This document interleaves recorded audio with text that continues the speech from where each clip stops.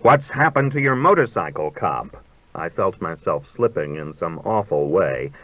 Have you seen him again lately? She had told me about this cop who was on duty near where she lived, and who had been nice to her and Cecile, and had helped them get through the traffic. After that, he had recognized her when he saw her again, and he had even given her a note to a hostess at Kraft's, who had given her her present job. I had found myself a little jealous that Anna should have been helped by another man, and I had always had a suspicion that there was something left out of the story, since it was difficult to imagine that the cop, without getting some special encouragement, had gone out of his way for a girl whom he had merely helped across the street. She had told me with a little giggle that he was good-looking, and she kinda liked him. "I haven't seen him since I told you," she said, "since he gave me the card for Kraft's." But to me it had all become plain. What an idiot I had been not to see it. She had for weeks now been two-timing me with the cop, who was no doubt a dashing guy on his cycle and who would appeal to her much more strongly than I did. She was going with him to Coney Island. That was why she would not see me on Thursday, and she had got her new permanent for him. She was tonight just standing me off with the shortest possible visit when she was too much used up to be anything but doleful. She did not even hesitate now to show her indifference toward me. Had she not refused to let me touch her breast? Yes, she only kept coming to see me on account of the money I gave her. "Good Lord, I'm the best girl living," she protested as I began to accuse her. "Only you, that's all. I wanted to take Cecile to Coney Island because I've left her alone so much lately. If I'd been with her, she wouldn't have had that fall." I insisted that the motorcycle cop was going to take them to Coney Island on his cycle, and I remorselessly continued to question her till I finally saw her grow sullen in her quiet and resigned way. "All right," she said, "if that's the way you feel about me. You don't want to see me no more? Where would I have time for another guy? All right, I'm going." She did not go, but as I hacked at my cruel indictment, "I'm going, do you hear me?" And she went. I made myself another drink with a proud and determined hand. Now at last I was done with Anna. I was glad, I confessed to myself, to be sure that she had never really cared about me. How absurdly I had romanticized her, overrated her. Hadn't she probably always had other men? After all, my case of gonorrhea had never been fully explained. My affair with her had set up a strain that had been warping my whole life. And now I must conquer Imogen. That was what Imogen wanted, to be conquered. She had never found her master, and she needed a master. It was obvious in all our relationship. She wanted me to dominate, to direct her, to get her away from Ralph, to teach her what it meant to make love, to liberate the passion that was blocked in her and that spent itself in petty and futile ways. That was what they all wanted. It was what Anna wanted, too. I couldn't be for Anna a motorcycle cop, but I could be for Imogen a consort such as Ralph had never been. It would require my deepest sincerity and my steadiest strength of purpose. It must be now the prime object of my life that would take precedence over everything else. Yes, even if so late in the day I had to resort to my father and go to work for General Tires in order to finance her divorce. After all, I was a trained economist and should always be able to turn it to account, and a certain amount of experience in industry would be valuable for my writing. It would give me a first-hand insight into capitalism. I would, I swore, the very next morning call up Art Niles at his office and ask him about divorce procedure. Divorces had been one of his specialties. And how I wished I could tell Imogen tonight. At any rate, I should get her in the morning. I stood staring at a vision of her maddening breasts bursting out from under her harness. But when I called her, I again could not get her. It was strange that no one answered at her house. I rang up Edna Forbes and learned that Imogen had gone away on a visit to friends in Vermont. She hadn't been very well, and she needed a rest, and August in Hecate County was so frantic that she was not going to come back till after the season was over. Ralph was to join her later. Edna's smug and friendly tone enraged me. I was sure that she knew all about everything and was handling the situation with quiet tact.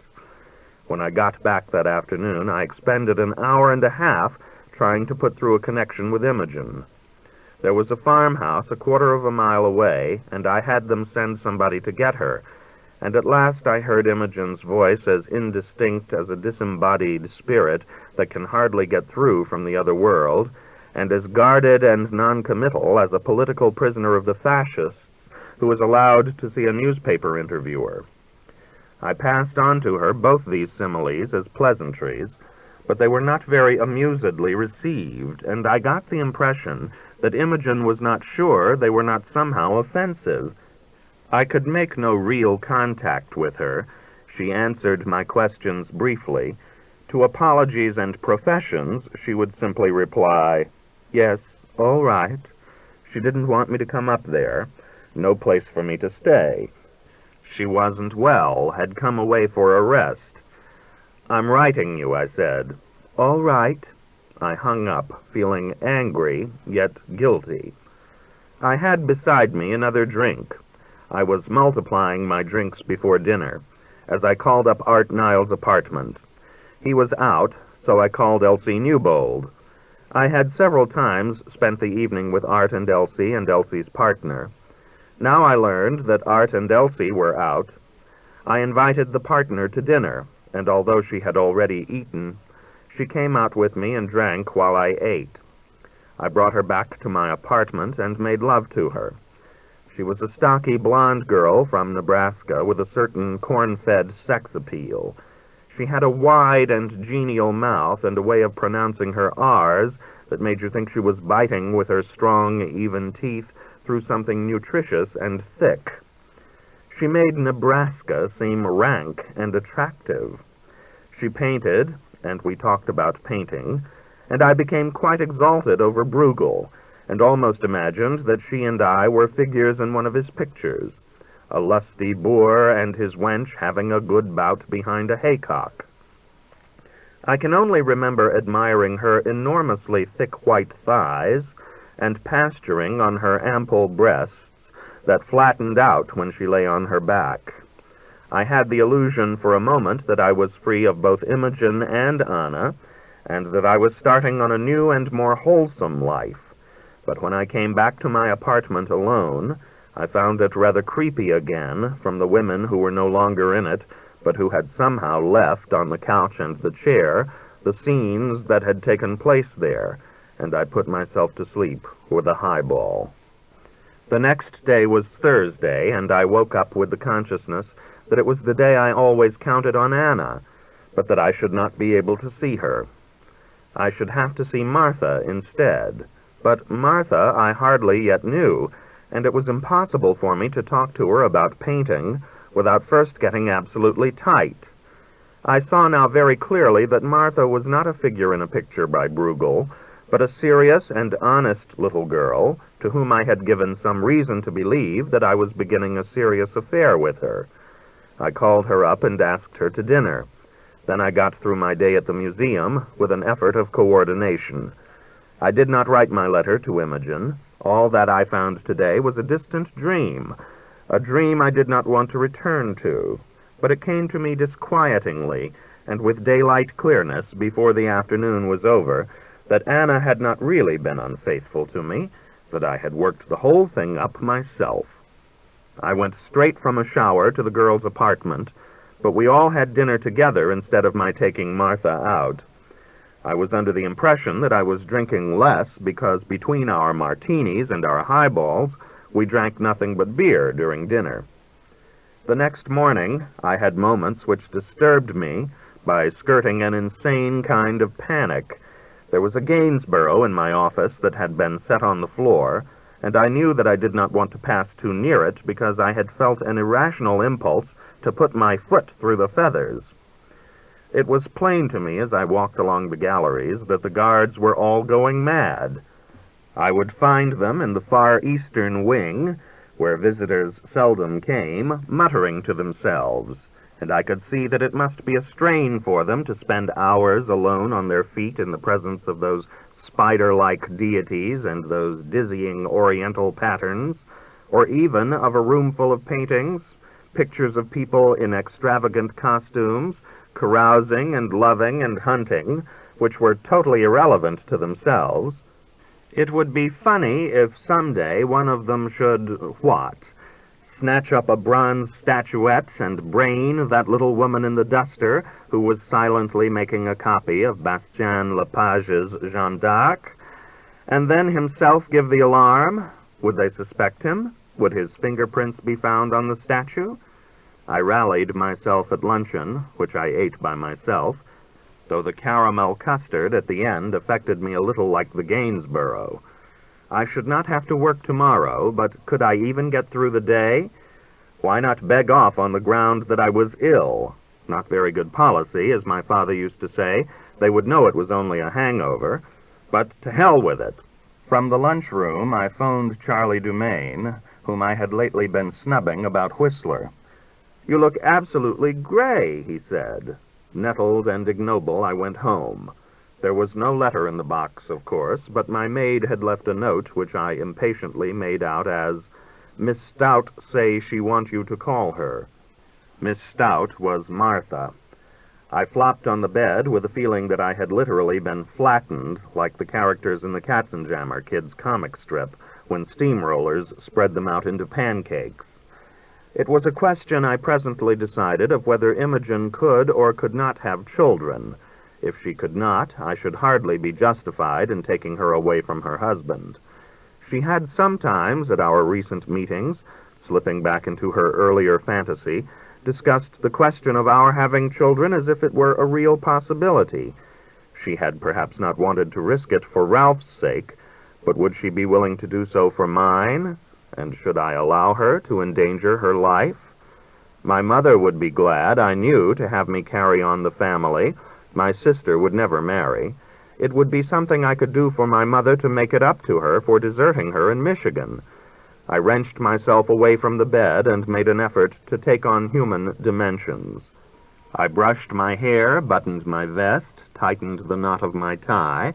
Then I walked across town to the park and took a bus to the public library.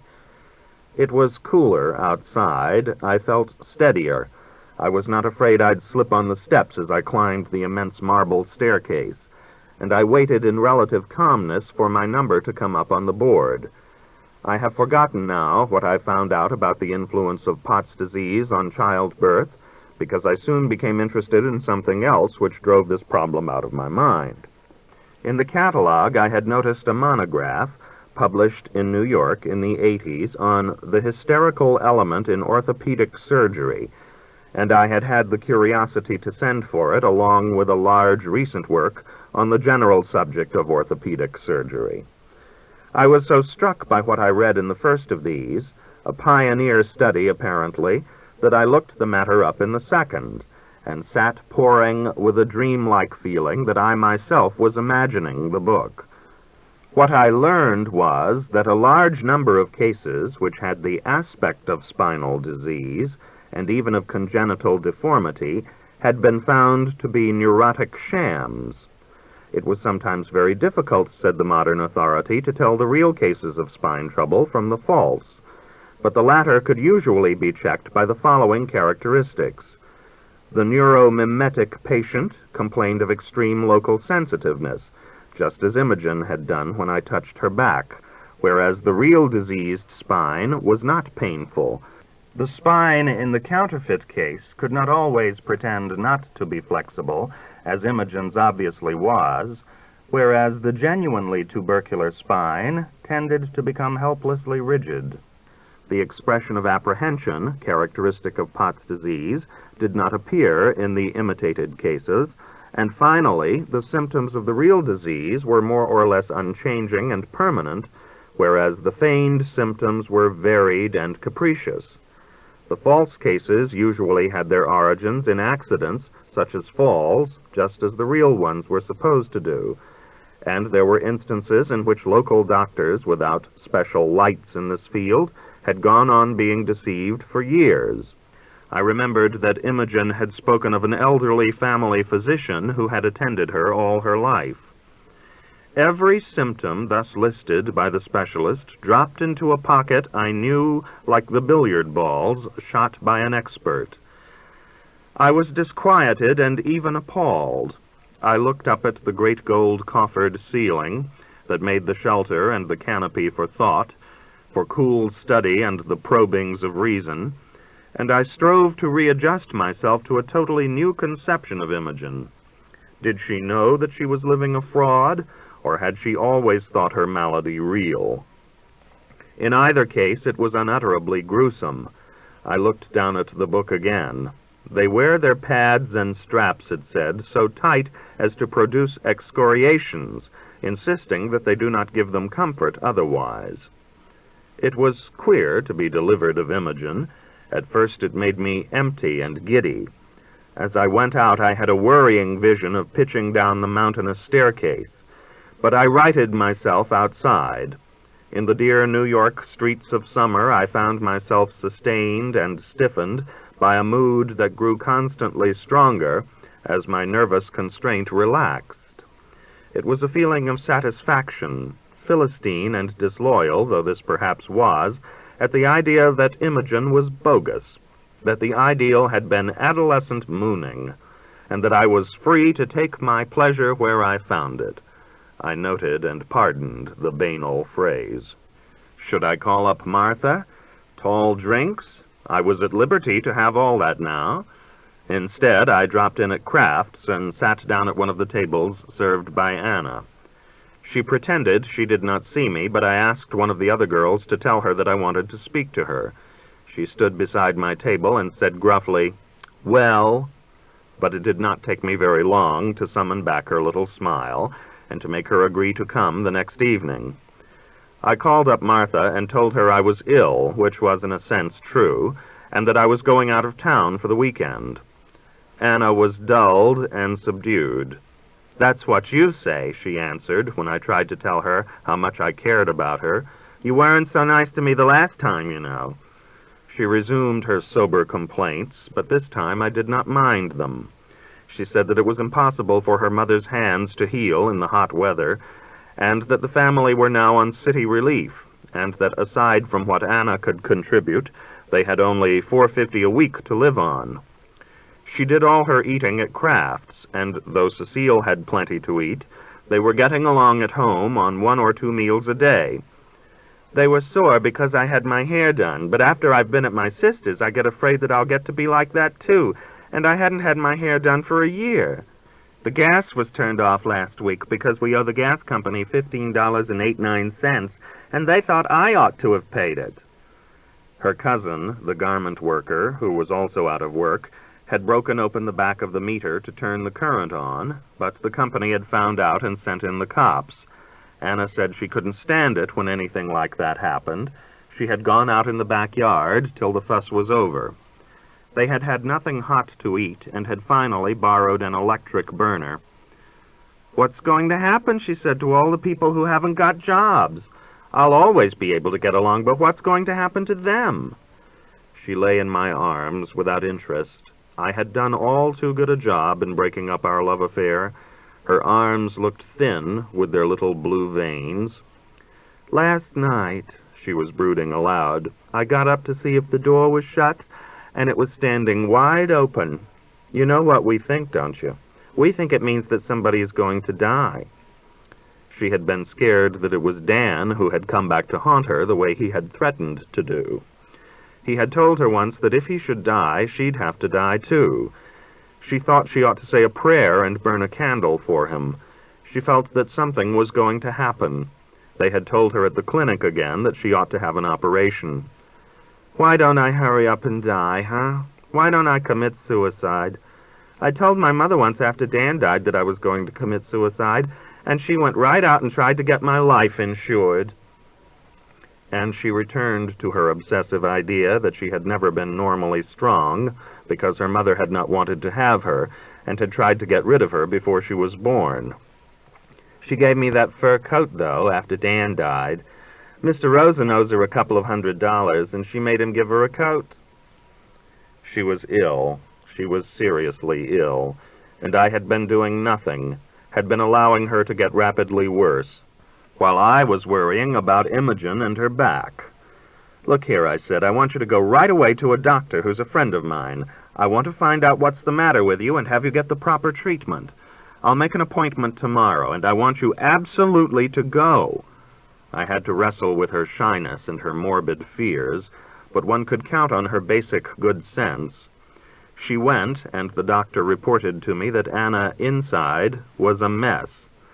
She had a cyst in one of her ovaries, and had been generally ravaged by something that looked like a gonorrheal infection. She ought to be operated on at once. And from that moment I vowed to Anna the devotion of a kind of cult, as if I could retrieve my neglect of her. Martha Stout was now away in Woodstock, where she was taking 2 weeks' vacation. She had behaved like a remarkably good sport. I made Anna have the operation in the early days of September, when the weather was turning cool.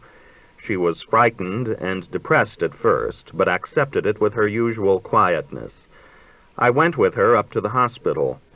She had taken Cecile the night before to a movie that had a review, because I might kick off or something. They had all cried at home when she left, and she had bawled her mother out, but she confessed to me she was dreading the moment when I should have to go and leave her there. This came sooner than we had been expecting, for the nurse quickly appeared in the waiting room and told me that they would put her to bed and begin getting her ready right away, so that I couldn't see her again. She had brought nothing to the hospital but a toothbrush and 1 or 2 other toilet articles, which she carried in the zipper-fastened pocket of her little sealskin muff that had been given her by her mother with the coat, being too much ashamed both of her nightgowns and of the old valise, which was her only bag. So I went out and bought her slippers and a dressing gown, a pot of blue African violets, and some Japanese narcissus bulbs, and sat down in a drugstore and wrote her a letter. I left them at the hospital to be given her when she came out of the anesthetic. I went home and spent the evening alone.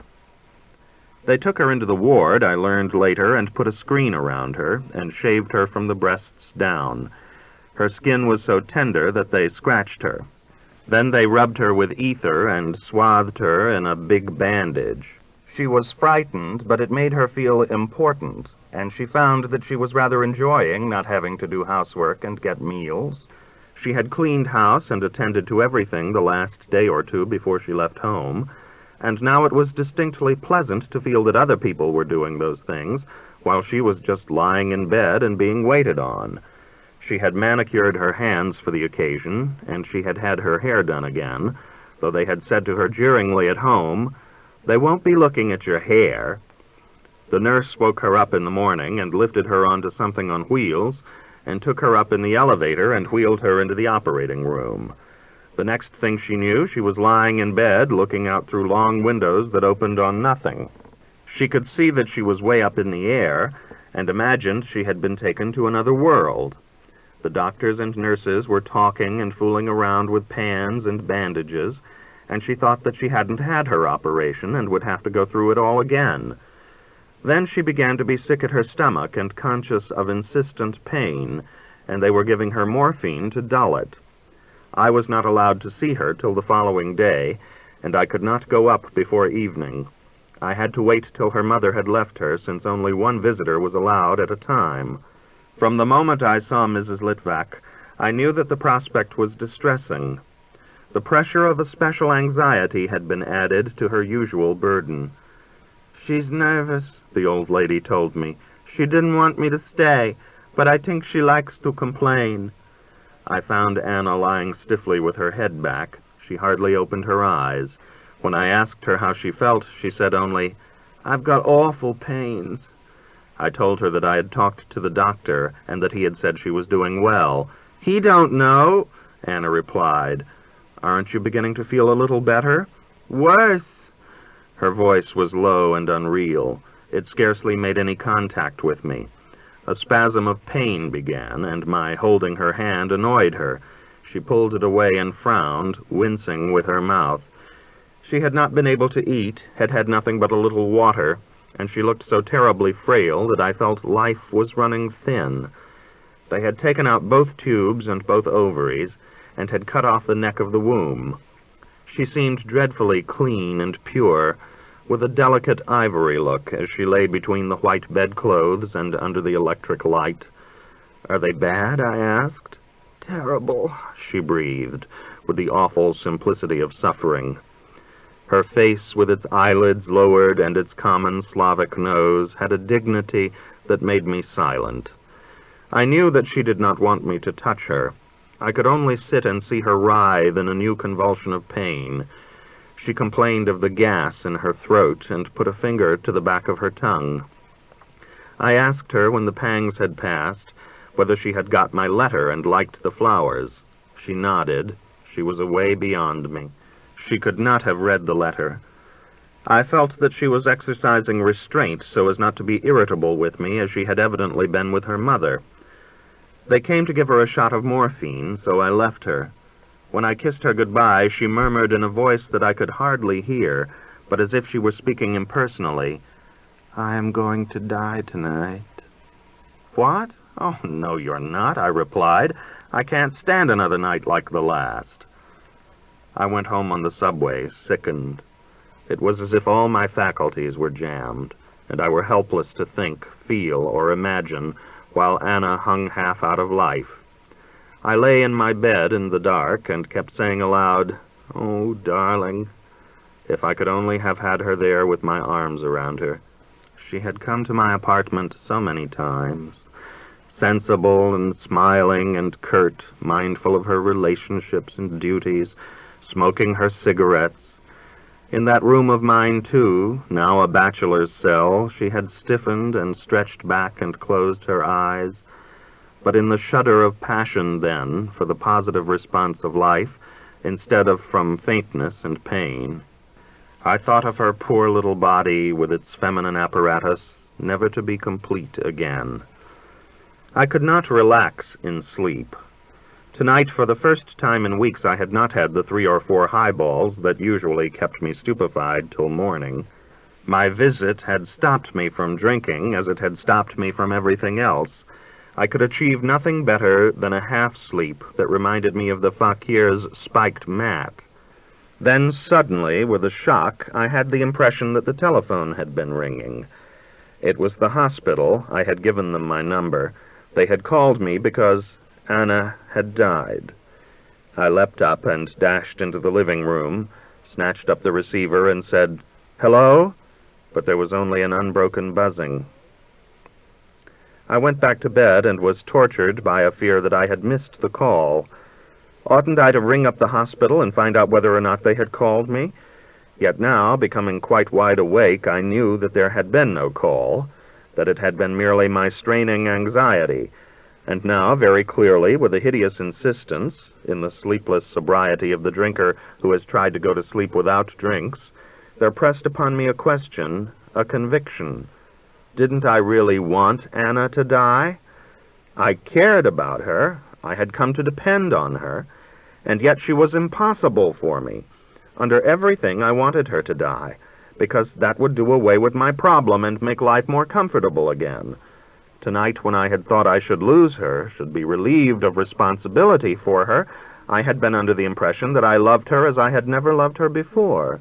But it was all sentimentality, hypocrisy. I regarded now with horror and disgust my broodings of a few hours back, my dwellings on her agony in the hospital, my contrast with our former enjoyments. All that, I accused myself now, had been the maudlin and maniacal tenderness that is the other side of unconfessed cruelty. What was making me cruel? Frustration? The fact that I could not decide either to put through my book or make money? That I could not succeed, through the book itself, in reconciling economics with aesthetics? But at the bottom of this, all along, had been my 2 years' frustration over Imogen. She had beckoned me, bedeviled me, blocked me, and finally, even in yielding, she had involved me in a new kind of stalemate that resulted in hellish scenes, a relationship of mutual torment. And hadn't I, in consequence of this, got to the point where I wanted to hurt her? Hadn't she told me so that horrible night in July? And hadn't I, complacently and quietly, been compensating for my failure to do so through the sufferings of poor little Anna, deriving a satisfaction from her husband's bad treatment of her, from her anxieties over her mother and Cecile, from seeing her as the wretched butt of the brutality of the capitalist system, from having her, by reason of her poverty, of her humility, of her gratitude toward me, at the same sort of insuperable disadvantage as that at which Imogen had for so long held me? And now, was I not really gloating, under pretense of pity and fear, over virtually her disembowelment? Then, just as I was subsiding again into a slumber of nightmare and nerves, the telephone did ring. The mechanical, steely shriek cut me awake like a whip. I listened and heard it again, yet it was almost a relief to be summoned to take hold of something screaming and real. It was a telegram, and dazed me a little. I asked them to read it again. Arriving town, Sunday morning, 10:45, from Rutland, taking afternoon train country, Imogen. I remembered that I had written her an affectionate letter, trying to put things on an amiable basis. I smiled with self-satisfaction, drank a highball, and went to bed. On my next visit, Anna seemed better. In the late afternoon light, she had no longer that death-like beauty. She looked more human, though the tint of her face was flat, and her hair without sheen and stringy. The sun hurt her little gray eyes. She had slept only half the night, but her pains were not now so bad, and the doctor was tapering off with the morphine. She said she did not mind being touched, and faintly but distinctly from time to time she would return my hand's pressure. Once, when my face was near hers, she moved her head to kiss me. I saw her very clearly now in this bare and sober atmosphere of the hospital, and against its neutral background, it was as if her personality here had been purged and thinned down like her body, till it appeared in its simplest essence, and it was as if my morbid paroxysm of the night before had purged me, too, of my false emotions, so that at last it was possible for me to form a conception, as I had not been able to do before, of what Anna was like in herself, apart from her home and from her relation to me. It was plain, and corroborated my feeling at the same time that it somehow surprised me, that the people in the hospital adored her. When she had first come into the ward, the other patients had taken her for a child, and had not thought it right to discuss with her their gynecological ailments. But when the nurse had been shaving her for the surgery, she had made them all laugh by saying, "It took me 7 years to grow that crop." And before long, the livelier women were making jokes about my operation, and then had found out that Anna had more awful things the matter with her than any of them. Anna said that she and they had a lot of fun together, but that they were all going out of there soon, and she would be left all alone. "But there'll be others coming in," I reassured her. "They couldn't be such a good crowd," she said. The nurses were nice, too, but some things that she had heard had worried her.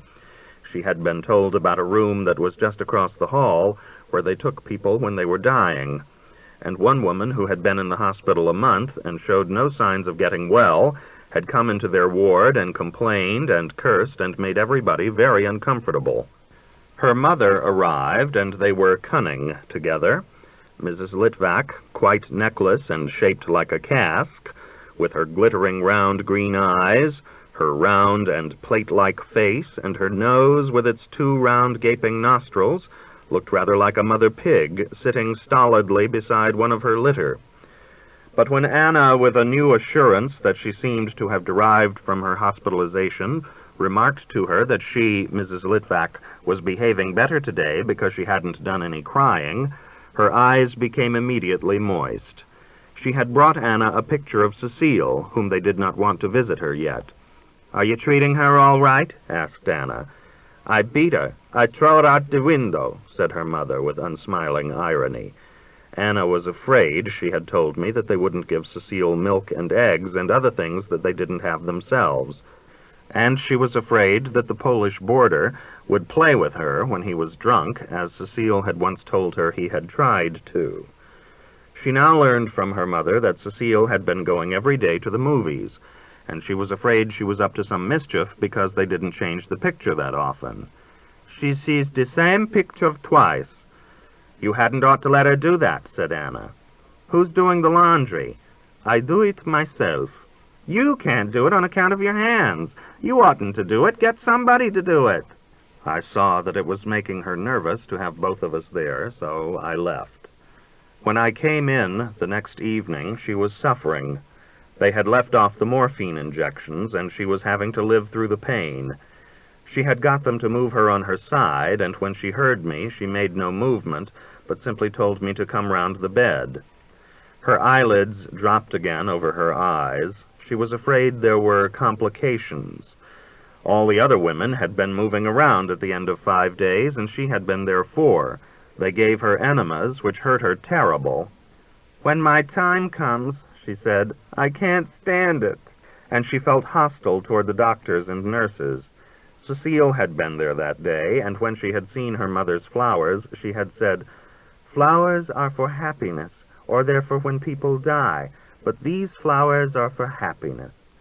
An echo, I guessed, of what someone had told her, perhaps with malicious intent. Anna hadn't been able to remember it, and had had to ask the woman in the neighboring bed what it was that Cecile had said. "If I die," Anna said in a low voice to me, "I'm afraid they'll send Cecile to a charity home, like they did my sister and me. I don't want that to happen to her." "You're not going to die," I said. "But I'd always see that Cecile was taken care of. I'd never let them send her to a home." "How could you take care of her?" She had closed her eyes. I was afraid that her pains were beginning again. "I'd send her to a good school." "You couldn't afford to pay for her." "Oh, yes, I could," I declared. She reached for the bell, and I rang it. The nurse came in, and I went. When I kissed her goodbye, she gave no response. It was Sunday the next morning. I called up the hospital and asked about Anna, and they said she was doing well, but that was what they always said. I met Imogen at the 10:45. She was, for her, rather tanned, and wore a blue traveling dress. She was a little bit too businesslike, it seemed to me, and made an urgency of going straight downtown to Laura Bright's apartment. She wanted to take a bath, she said, and make herself look decent, and I did no more than suggest that my apartment was a good deal nearer. I thought that she might at least have let me wait for her in the living room at Laura Bright's, but she told me to come back at 1:45, and I was grateful at the same time for a stimulus that stiffened my loyalty to Anna.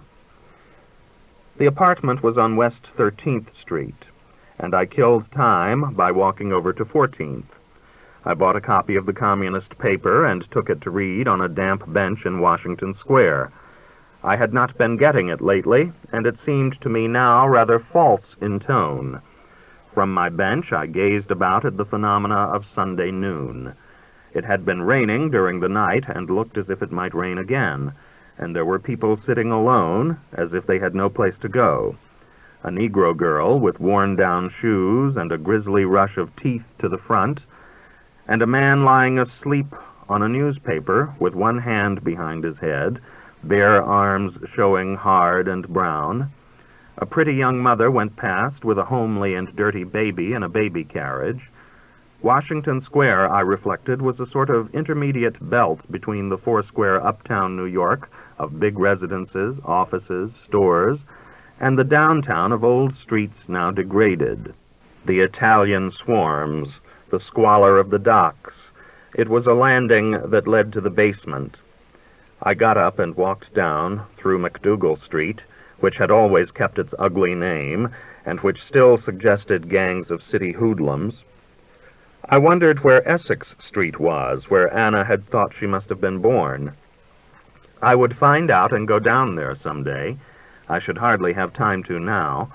I walked emptily over to Broadway and came back by Astor Place and Grace Church. I found Imogen now quite refreshed.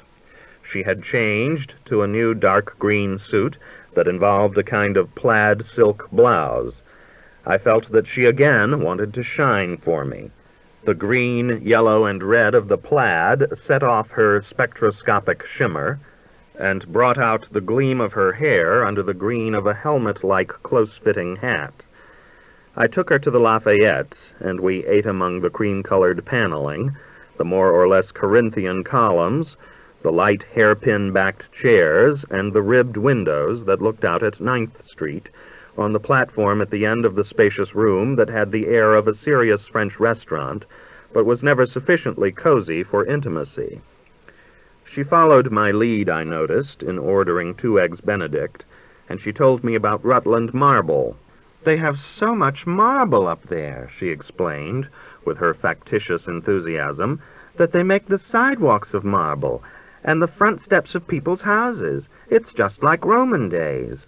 I asked her about her illness, and she quickly passed over the subject by saying she was all right now. I told her that I had been living more soberly, and introduced a certain note of portentousness into the gravity and decorum that already prevailed. Did I want her to feel that I was sadly concerned about the turn our relations had taken, that I reproached myself for our evening in July, or did I want her to perceive that something else had cast its shadow and alienated me from her? At that moment I still hardly knew. "Why don't you come up to my place?" I suggested, with friendly politeness, when I had paid and tipped the waiter. "I can't. I've got to catch the 4:30. Ralph had come back 2 days before in order to spend the weekend with his mother, but she had to go out to the country to get things started running at home. We walked down into Washington Square, and I spread out the Daily Worker on a bench that was still rather wet. "Is that all right?" "Yes, I guess so," she said. I found we were getting stalled. The cocktails of lunch were wearing off. There were even more children around, and it was difficult to feel any sort of privacy.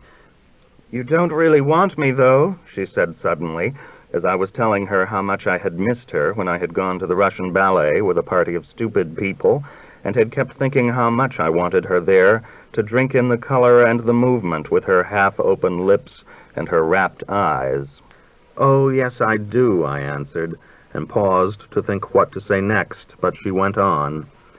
"I'm sorry I was so horrid that night, but I was upset from meeting those people and everything."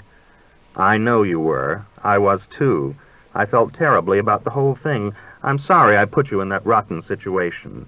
"You like to hurt me, though. You like to humiliate me." "No, I don't." I went back in my mind to check up on my attitude in presence of the brace. Surely I had been all right. I went back in my mind to check up on my attitude in presence of the brace. Surely I had been all right. A little girl on roller skates fell down and began to bawl. Everybody stared at her a moment, then I got up and went over to her, and Imogen followed. "Where's your sister?" I asked. There had been 2 of them when I sat in the park before, but the little girl went on howling. She had, as a matter of fact, hurt her knee rather badly. We wanted to take her to a drugstore to be bandaged, but she told us she had to stay there till her sister came back. I wrapped the cut at the drinking fountain and tied my handkerchief around it, whereupon, in a defiant spirit, she went back to her roller skating.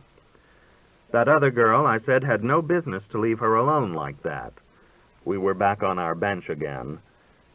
"I used to be left alone all the time," answered Imogen, competing for pathos. "I didn't have any father, and my mother used to be out most of the day teaching other people's children."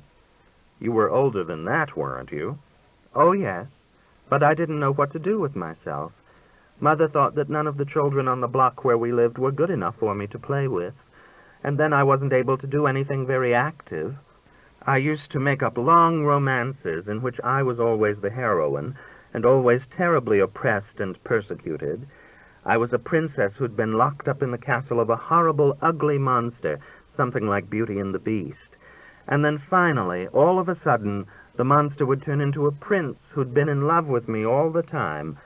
And then all the locks would fly open and all the chains would fall away. They'd had me chained to the bed. And the trumpets blew and everybody bowed before us, and we were going to be married and be king and queen. Later, I worked it out with more historical background. I was Mary, Queen of Scots, but I made up my own story about her. The executioner turned out to be my friend. He was a nobleman whose duchy had been stolen, and he beheaded a wax figure in my place and took me away with him to live in France. All that wasn't awfully good for you, was it? No, I suppose not, she acknowledged after a moment, rebuffed. I know I'm awfully queer. I'm sorry I'm so queer. I don't want to be. It's like that fairy story I used to make up. I've always thought that someday there'd be somebody who would come and break open the locks. I was silent. But tell me about yourself, she went on. Something's been happening to you. My restraint became portentous again. Well, I paused a moment before I came out with it. You were right when you thought I had a girlfriend who belonged to the proletariat. I gave the word an ironic emphasis that deprecated her invidious view. I knew you did, she said, but this time she did not look up at me, and I felt that she was masking a shock. I told her the story of Anna, and though I kept it sober and brief, I made it sound sufficiently romantic. My meeting her first in the dance hall when Imogen had been away, the menace of Dan and the gangsters, her agony and the operation, and my worry for fear she wouldn't pull through. Imogen sat silent, impressed. For once she made no effort to assert herself, though I was expecting her at any moment to tell me that she had been just as ill. You really love her, she said at last. You never really loved me. You know I did, but you wouldn't let me. I let you, she quietly reminded me. Yes, my dear, I retorted, but as you always said, I couldn't really have you. And you've really had this Russian girl? Yes, I suppose I have. Why don't you marry her? I've thought about it. She'd really make a wonderful wife. And I went on about the good qualities of Anna. Goethe married his cook, said Imogen. Yes, and think of all the painters who married their models. I was prepared to develop the theme. Women who knew nothing about their painting and yet made them happy as women. They didn't worry about their social position, because the life that an artist leads is outside all the social positions. The artist makes his own position, which is about the nearest thing you can get to being above the classes. The great painters got their subjects out of the people when they didn't have to paint portraits for a living. They exalted them as John the Baptists and Madonnas and Josephs and Christs. And what have we got by our American artists?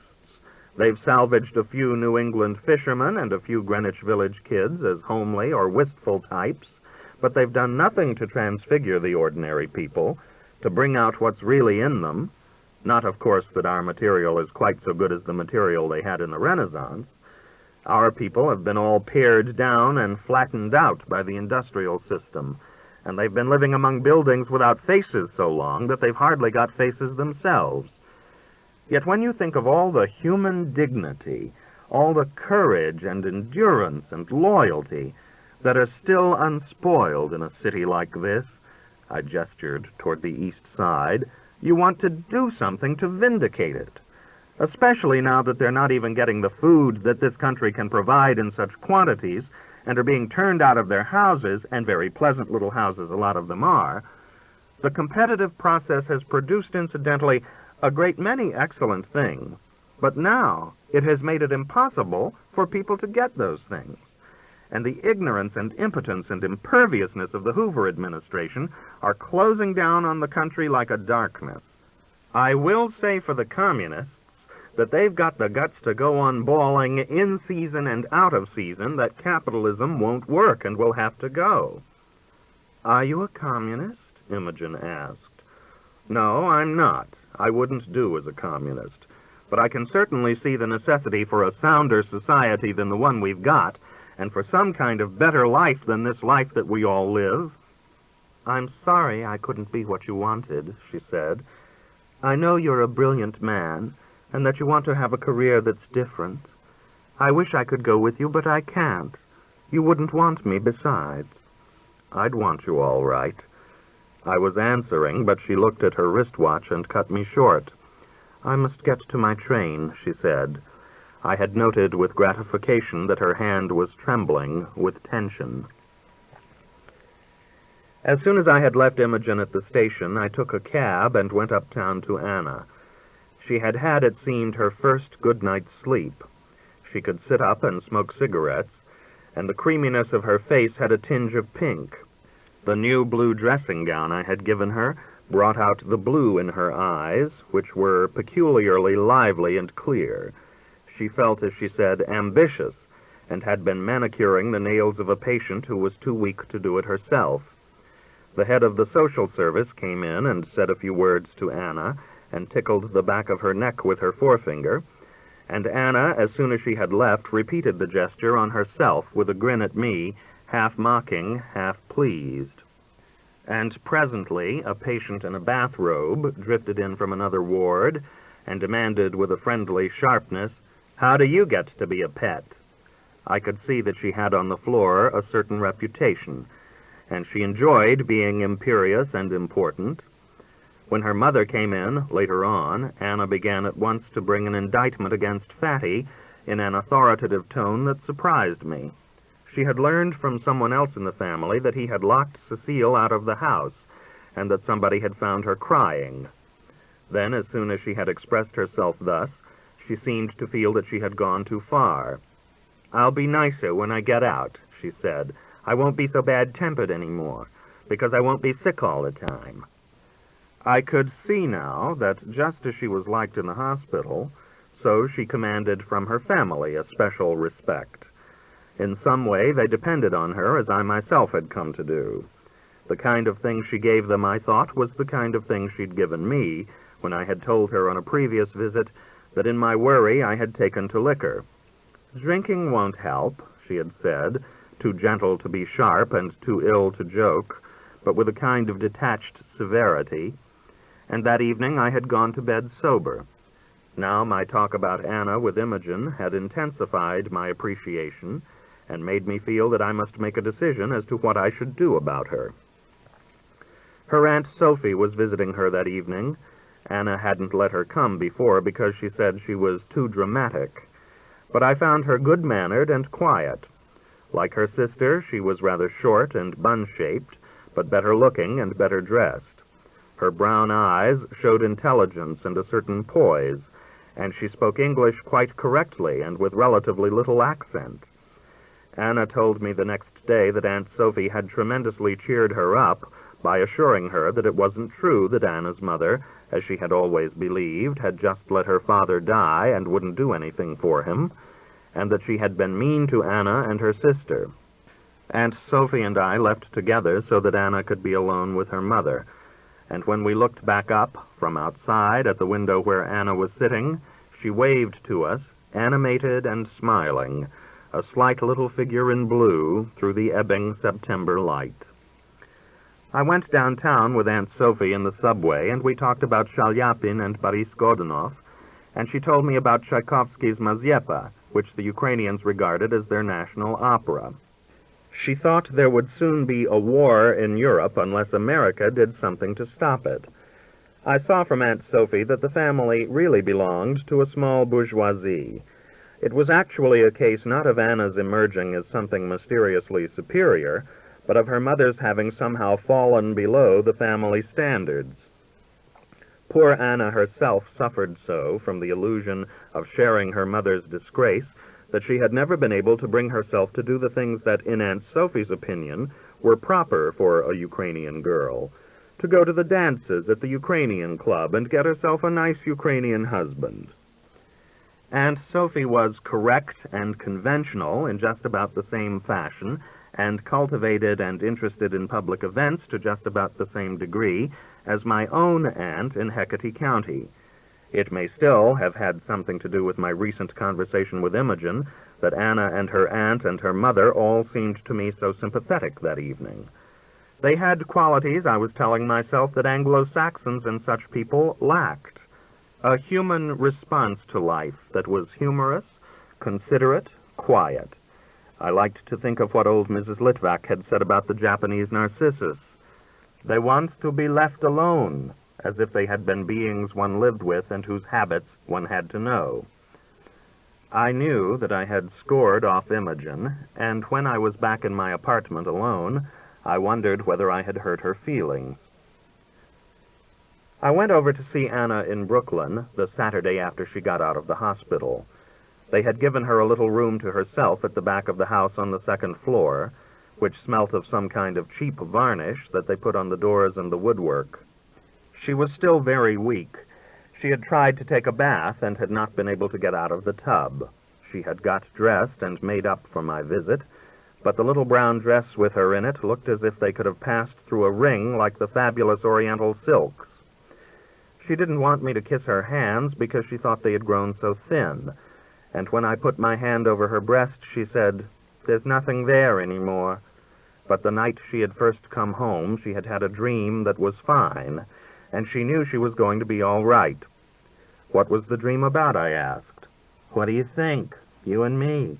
We were trying to make love on a bed that had a woman already in it, and there were people all around." That was from being in that ward for so long.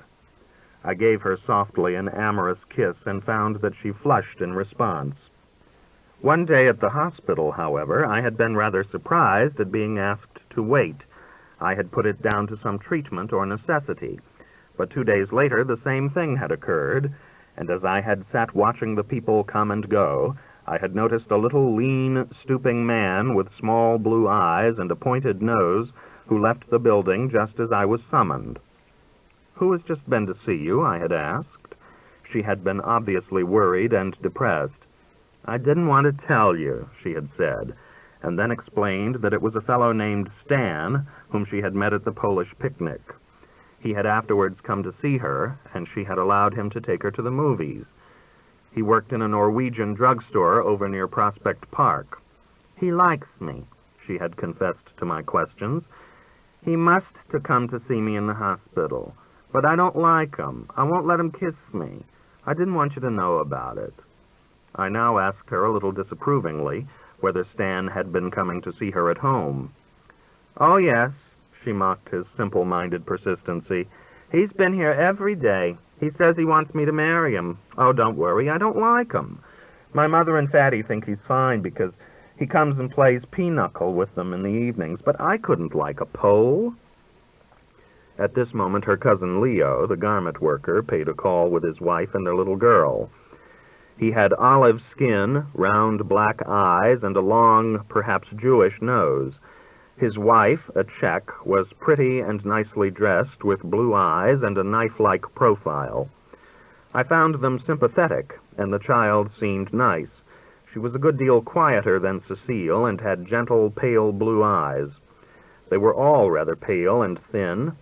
I had heard something about Leo from Anna, and we talked about the garment trades.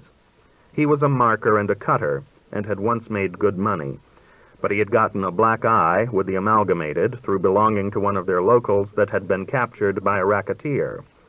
He hadn't known at the time what was going on, but now the union wouldn't give him a job. He hadn't had any regular work for almost 2 years now, and he wasn't able even to pay his union dues, and that made the situation worse. Now he was working for the CWA for $13 a week, which wasn't even enough to buy food. They had a 2.5-year-old baby as well as the little girl. I asked him what he was doing now, and he confessed with a shame just discernible in a moment of hesitation that he had started in with a shovel. The boss had told him that he seemed intelligent, not like most of these guineas, and had promoted him to be a field clerk. But he had found that this didn't help, because he got just the same pay and only had worse headaches. Now he owed over $100 rent, and the landlord threatened to evict him. Leo said he knew the man meant it. He was a wop who'd been in plenty of shooting, and his wife had a bullet in her abdomen. He picked up Anna's old violin, which she had got out, and had been fooling with a little because she wasn't able to do any housework. She had spoken of this violin, which had been brought over by her father from Europe, and which was the only relic of him she had. She had told me that it was supposed to be a fine one, and had talked once or twice about selling it, and now I was surprised to discover that it did bear Stradivari's label, and was at least one of the good imitations. Leo played on it a little old polka and started the overture to Poet and Peasant. Then he stopped and said, "I can't remember it," and he and his family took their leave. As they were on their way downstairs, Anna quickly called in her mother and whispered to her to tell them they could stay there in a little room they had that was vacant. Anna showed signs of crying. Leo always had bad news, she said. He had been to Aunt Sophie for a very small loan, and she had told him she couldn't give him anything. Their business was too bad, she said. And then she and her husband and their daughter had taken a trip to Europe just to see the Ukraine again, and the money they spent on Yelena. Leo's visit had upset her so much that she went on to upbraid me, too, in a way she had never done before. "You and your friends," she said, "go out and make whoopee." I had been trying to amuse her with a story about an evening I had spent with Art Niles, "and my people can't even pay their rent." I tried to tell her that some of my friends were painters who were badly off, too, and had been living on the artist's dole. But I had been startled by her outbreak of resentment over a contrast which, though to me always dramatic, I had got into the habit of assuming she took as a matter of course. Yet for them, the depression was always going on, like a flood that swept away their houses, set them adrift in a heaving waste, and might capsize or drown whole families, a flood that never finally subsided. And the attitudes I knew that I assumed to myself and in my conversation with others meant nothing in that bare room in Brooklyn, where Anna and her garment worker cousin were so sober and anxious and pale. I was struck, too, by her exacerbated awareness, which never seemed to relax for a second, of the presence of Fatty in the house. All the time that she and I were conversing, she seemed to be able to follow every movement that this monster was making downstairs. "He's speaking English, so he must still be talking to Leo," she would note as if to herself, or hearing him in the kitchen. "He's nasty to my mother," she would tell me. "He calls her old whore and old monkey, and I can't stand to have him call her names like that." He would come in to see her, she said, and sit down and just manage to squeeze into the armchair, and then he would have to brace himself on the arms in order to pull himself out. But she no longer laughed about him. She had given him some money to buy things, and he had come back with tangerines, which she hadn't told him to get, and only 41 cents of change. Was I furious? I jumped out of bed and started to run downstairs after him, but I strained myself so that I felt lousy and had to lie down again. He had taken away the mattress from the chair that opened up into a bed and that Cecile had been sleeping on, and she and her mother and Cecile had all had to sleep together. And then she had found the next morning that he had given it to the Polish boarder, who hadn't paid his rent. When she had slept in the same bed with her mother, she used to put her arms around her and hug her in her sleep, and her mother hadn't liked it and had taken to lying at the bottom of the bed. It seemed to me that these family relationships were actually poisoning Anna. Since she had come back home from the hospital, she had even taken to brooding on a project of getting Fatty deported from the United States. He was a Russian, and he couldn't speak English, and he was no good over here anyway. At other times, she was able to convince herself that the moment had arrived at last when it would be possible to get her mother to leave him. He had just had a summons for parking his car in some place where parking was forbidden, and she thought he couldn't pay his fine and would have to go to jail for a few days, and then she would get an apartment and make her mother move out. The lease was up the 1st of October, and there was no profit in the house any longer because none of the boarders was paying his rent. The one they liked best was a cook who had had a steady job when she came, but she had slipped at the place where she worked and injured herself internally, and now she couldn't work till she was well, and her son hadn't been able to get a job. She was trying to collect compensation, and Anna's Polish suitor, Stan, had told her that he had a friend who was a very smart Polish lawyer, and that he would get him to do something about it. But anyway, Anna's mother had to go back and work at Rosen's next week, and she can't always support him. He don't do nothing. But she loves him, damn it, she ended. I left Anna, let down and abashed. It was as if I had somehow imagined that by sending her to the hospital to be cared for, By getting her first-rate surgical attention, I could somehow change the shape of her life, establish it on a more comfortable level. But now I saw that she was back, with no place of her own, and consequently no life of her own, in that same hopeless situation. Humiliating, taxing, tormenting, from which I offered her no escape. That night I drank too much again, and it became to me perfectly plain that I ought to take a house in the suburbs and have Anna and her little girl live with me. I didn't quite dare to bring her out to Hecate County, where my house belonged to friends of my aunt's. It would be foolish to return to Martha. I had succeeded in not seeing her at all, though I felt rather mean about it, since she had been back in New York from her vacation. And Art Niles had intervened for me by explaining to her that old complications, as he said, which I couldn't do anything about, had come back on me and got me in a jam. She was not the kind of girl who would bother you, and my evasion was made easier for me by Art's complacent assumption, of which, however, I did not approve, that neither Martha nor Elsie Newbold was a woman to be worried about, because they were self-supporting and wanted themselves to be independent, and were, in any case, not the type of girl one married. But just as I had got to the point of achieving a certain elation, and had put Beethoven on the Victrola, the telephone rang, and Art Niles' keyed-up voice insisted that I should come over to Elsie's. They were all there and had a bottle of Applejack. I said no and felt sore at Art for behaving so irresponsibly. But the moment after hanging up, I was stirred by a desire to go, and at the same time depressed by the realization that I was back in my old mess again. I carelessly concocted another drink and had difficulty finding the next record. It was dreary and rather unhealthy drinking alone like that and playing the phonograph for oneself. Suddenly it was clearly revealed to me, as if liquor had opened a window, that Anna had never been honest. She had had that Pole all along, without my ever having suspected his existence. And how did I know how many others besides? That time when she had got herself a permanent wave, though they were all so poor at home, if it hadn't been done for the cop, it might well have been done for the Pole. He must have given her the money for it, and I had been troubled by my own infidelity. I took a taxi at once to Elsie's, and with the illusion of a complete liberation, spent a bibulous evening with them.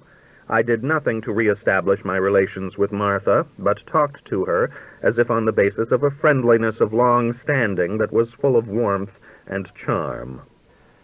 I was rescued by a dea ex machina in the shape of my old girl, Jo Gates. She had just received one of her dividends, which the company had been passing during the last 2 years, and she wrote me in haste and by airmail that she was leaping on a train for the East. I met her 4 days later at the station, got her checked in at a Park Avenue hotel, and took her straight up to my apartment. I had at first had inhibitions about seeing her. I had some fear that all the things that had happened might make some difference in my feeling about her, mixed, I suppose, with an apprehension lest something might have happened to her which would make her feel differently about me. But from the moment that we were having our first drink together, it seemed to me that I had never in my life been so glad to see anyone again. She smelt of Chanel 5. She wore gray mottled snakeskin shoes with enormous French butterfly bows that gave a pertness to her long, well-shaped legs, and she had brought me a bottle of brandy. She came to bed right away, as a matter of course, with happy eyes wide open in the daylight. She took rather longer than I did, but she finally went off like an alarm clock, and afterwards talked gaily for 3/4 of an hour until we were ready again. She regaled me with all the gossip of Pasadena, Santa Barbara, Los Angeles, and San Francisco. "Isn't it perfectly mad?" she would say.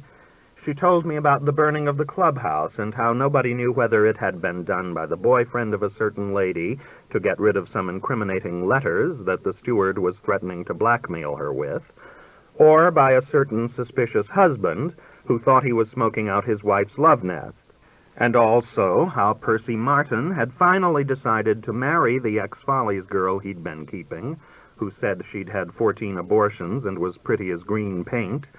But one Sunday, when he'd brought around a friend to call and had notified the girl that he was coming, he'd found her sitting naked on the john and reading the funny paper with the bathtub full of bottles of champagne. "I think it was rather a good thing to do," said Joe, "Sunday afternoon being what it is, but it ruined her chances of marriage." My tension was relaxed. I talked volubly, too. "I thought I'd find you all full of girls," she said. "No, not exactly," I answered, and I gave her a rapid summary which rather misrepresented what had actually happened, but which made me feel better as I worked it out. I tried to convey the impression that everything was over with Imogen and Anna both. She told me that in the 2 years since she had seen me, she had only had 3 lovers, one of them just for a week before he went back to Canada, and another just for an evening when she was awfully bored and tight, and that she had not liked any of them so well as me. And she told me how Reggie Daluzzi had been showing a visitor the sights and had taken him to Montecito. The visitor had admired the places, but "They're all whited sepulchres," said Reggie. Just then they came to the archery butts. "What are those?" the visitor asked. "That's where the married men practice shooting, but this field is just for the sissies. The real he-men are up on the range practicing with .45s and buffalo guns." "And where do they shoot the clay gigolos?" the visitor asked. I laughed very hard at this. It was so different from Imogen's world, and it was the world, after all, that I belonged in. When I went to see Anna again, I found her very much excited over the birth of her sister's baby. Her sister had come to stay with them, and the child had been born there the day before. Anna had been so much distressed when the baby was on its way that I was surprised to see her refreshed and delighted. It was a boy, and they had asked Anna to be godmother. She referred to it as "that wonderful baby." I was a little bit annoyed by her high spirits, and yet I was unreasonably impressed. This was something women couldn't be indifferent to, the leap of life renewing itself. It picked them up like a switched-on current of which they had been made the conductors. And Anna was as helpless now not to be happy over her sister's baby as an electric bulb not to burn. She knew as well as I did what the chances were that any offspring of her sister's would be wonderful, but the same instinct that made her so prompt to respond to the contacts of love stirred her to exhilaration over a child brought out healthy and lively. We could hear its little whining cry as it woke up and groped for its supper. "I can't have any more now," she said, "so it makes me feel good to be a godmother." I inquired about Stan the Pole. He came in every night, she told me. What did he talk to her about? "He talks about himself, like all Poles. He talks about all the big shots he knows in Brooklyn, and how he's going to do this and that for us. He talks about the Norwegians he works for. He says all Norwegians are crazy. They can't be any crazier than Poles. He takes photographs, and he talks about that. He had one of his photographs exhibited in some show. To hear him talk, it was a big sensation." For a moment, I had a kind of twinge when I learned about his exhibiting photographs, but I had decided what I ought to say. "Look, Anna," I began, "please be honest with me. If you want to marry this fellow, you mustn't let me stand in the way. Maybe you ought to marry him. Do you think he really cares about you?" She was silent, became suddenly grave. "I wouldn't want to marry a Pole," she said. I was sitting on the bed beside her, and whether in an effort to soften the shock, or from an impulse to reaffirm our old closeness against the pressure of Joe and the Pole, I put my arm around her shoulder. She laid her head on my chest. I could smell that her hair had been newly washed and had that fragrance of arrowroot. "Did your girlfriend come back?" she asked suddenly. I had told her long ago about Joe. "Yes, she has, but it isn't that. I thought maybe you'd be happier if you were married." "It wouldn't help for me to get married," she answered. "I'm never really happy or anything." "So, you're done with me," she said in a moment, taking her head away. "I'll always love you, you know that," I insisted. "But I thought maybe you wanted to get married." "I don't want to marry Stan," she said. She closed her eyes when I kissed her goodbye, as she always did when she kissed. Her way of taking love was solemn as well as eager and sweet. But it was the middle of the afternoon. I was about to go away on my vacation, and I was glad to feel as I left the house that I did not love her so much. I fell asleep among moonlit trees in the first wintry chill of autumn, under blankets familiar and clean, that felt comforting and smelt of mothballs. It seemed to me that Joe and I were living together now in a house, and that Anna was somehow with us. She was friendly and smiling and modest, though in contrast with Joe's spick and spanness, she did look a little drab. But the whole occasion seemed to be genial, and the three of us went somewhere together. Then Anna was a kitten I was carrying. Then something had happened to her. Was it perhaps that she had been bitten by a dog? When I had carried her a little farther, I saw that she was bleeding on my hand. Then I walked into a luxurious house that was ugly, heavy, and crude, where I did not know the people. There was nobody at home, so I began to shave in a bathroom made of black and green marble. Then the people were around me, and I was talking to them. Everybody was having cocktails, but the kitten had been shrinking up. I kept reminding myself while I was talking that I ought to put hot water on it or something. But I delayed for such a long time that there was at last nothing left in my hand but a queer little oblong thing, like a cocoon with a round hole. I finally turned on the water and held it under the faucet. A very tiny stream of warm water played on it very gently, and it shrank after this all the more. I couldn't seem to do anything about it. At last there was nothing left but a little round thing like a cell that got dropped out of my hand on the floor. I knew, of course, that I ought to look for it, and I did look for it, but I couldn't find it. So I gave it up and almost forgot it and went on talking to people. I awoke to the smell of my house, none the less home-like for having been shut up. I liked the feeling that things had been well put away. What a relief to be there among trees, and alone in that bright weather of autumn, the sun on the rough white walls, the Navajo blanket with its red and green angles, the chest of drawers in which a family of field mice had once built a nest among my manuscripts. I had brought my colored maid along, and it was pleasant to see the plates at breakfast. They always made the food look attractive with their curly Italian birds. After breakfast, I walked out for my mail. The woods were now an ocean of yellow, where the billows were the tops of the trees. On some, the leaves were shading from lemon to rose, and on others they had already turned rusty. In spots they were dropping profusely, and from the moment they lay on the ground, all the life faded out of their color. Through a clearing, as I drew near the road, I could see on the lawn of a neighbor a tree playhouse they had built for their children, and I thought of Cecile in Brooklyn. I stopped near the gate for a second to watch a gorgeous gold-banded wasp feeding on a rotted apple that, among the large yellow leaves, lay crushed in a rut of the drive. There was a letter from Anna in the post-box.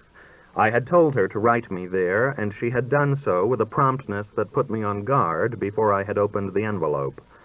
It began, "I have told Stan I would marry him. He don't want me ever to see you again, so I guess this is goodbye. I am all right now. They told me at the clinic I can go to work soon.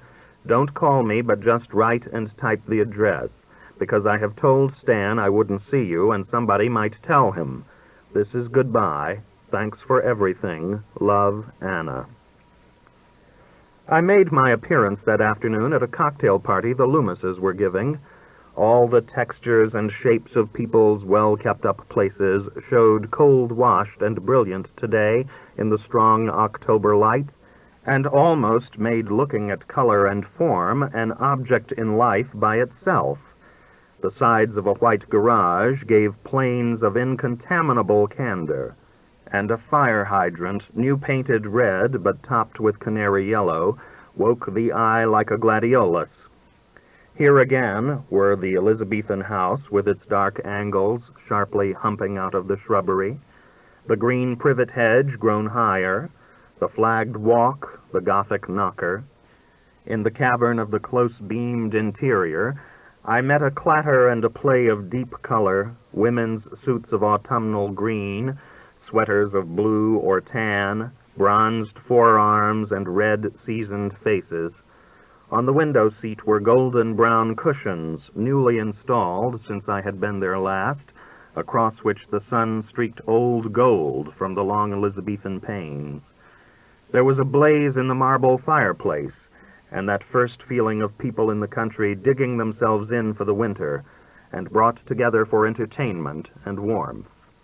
I congratulated Helen Hubbard on her winning a cup that year. I had a generous conversation with Edna, in the course of which we laughed a good deal, without my being conscious of a word we said. I inquired of Kate Schwank whether her problematical oldest son had turned out to be an artist or an engineer, and learned that he was in Venezuela. Imogen looked handsome in maroon, and with a new way of doing her hair, which bound it down very flat over her ears and caught it up tight behind in a bun. I thought she was cultivating a new personality. She was dressed for the first time since I had known her in conventional country clothes, very smart and expensive-looking, of the kind that I had imagined her wearing when she should finally be my wife, but which she had now, I thought, arrived at through an eager emulation of her new local crony, Bess Filzinger. Bess Filzinger was very rich, and Imogen had shied away from her and called her a parvenue when the Filzingers had first come to Hecate County. But now she said that Bess was really a good sort and fun, and it seemed to me that I had noticed with Edna that Imogen's old confidant was making an unusual effort, as if her tranquil authority were threatened and she were trying to keep in touch with Imogen by warming up an understanding with me. The only trouble about Imogen's costume was that she was wearing brown suede shoes with laced ankles on an occasion when she had given the impression that she expected more formal dress. I asked her about some new statues that I had seen through the leaded windows, and she at once took me out on the lawn. The marble figures were the 4 seasons which Ralph had brought back from New Orleans, and which they had placed in the 4 corners of the garden. Ralph had also caught up on his topiary work. His mother was now much better, and he had even made a bird with a fan-shaped tail, though its neck was a little disappointing, and looked as if it had been partially plucked. He brought back some cylindres, too. What are they? I didn't notice them. We put them upstairs in the guest room. Would you like to see them? Yes. She led me over to the little staircase that went up the side of the house. As we climbed, I remembered the day when we had mounted that staircase first, and I had mentioned the Glom's horror. Had it been there? Had it been Imogen's brace? Had it been partly my own weakness and morbidity? We entered the little door and stood before the black marble mantelpiece, and looked at the tall crystal tubes with their vase-like flare at the top, and their glazing of a flower design. "Oh, they're hurricane glasses," I said. I had not been sure what cylindre meant. "Yes, they kept the candles from getting blown out. Very useful things, don't you think? Sometimes you have to have transparent walls to keep a flame alive." I acknowledged it. "Yes, I know," and I was clouded at once by a doubt. Had the nobility of Imogen, her body and spirit, always been just beyond me? Were they there now within my reach, if I could only rise to my role? Had I behaved like a vulgar rake? "We put them up here," she was going on, "because we thought that the Elizabethan bed was the only thing in the house that they went with, the only thing that was big enough for them. Those plantation houses down there, you know, are grand like nothing else in this country. You imagine that all the people who lived in them must have been 6 feet tall, the way people look in Velázquez's portraits." I had just a glimpse for a moment, and seemed to tremble on the verge of illusion, of our life in a plantation mansion. Imogen all in white with a crinoline and a double row of golden curls, moving down a wide, curving stairway amid the glitter of immense candelabra. I lifted down one of the glasses and examined the elegant tracing, holding it between my palms and carefully putting it back. After all, dear gay Joe, who did know how to dress, was coming out there to stay with me that weekend. I talked expertly about the specimens of Southern decoration in the American wing at the museum, and we casually passed out of the room. Downstairs, Ralph was telling Ed Schwank about his adventures on the Mississippi, and Ed was laughing so loudly that other people had gathered around. Ralph had always wanted to travel down the Mississippi on a steamboat from St. Louis to New Orleans, but it turned out that there was no more regular traffic, and that even the excursion steamer had lately been discontinued. With great difficulty, he had run down a boat which occasionally made the trip with cargo, and would, perhaps, he had been told, carry passengers. He had succeeded in persuading them to take him, but the trip had proved uninteresting and interminable, and he had had to play cards with the captain and mate. They did not even want to play poker, but went in for a card game called Skid, which they said was an old-time river game. In Skid, you had to bet on every turn of the cards, and the captain and the mate always won from him, and were always running up their bets.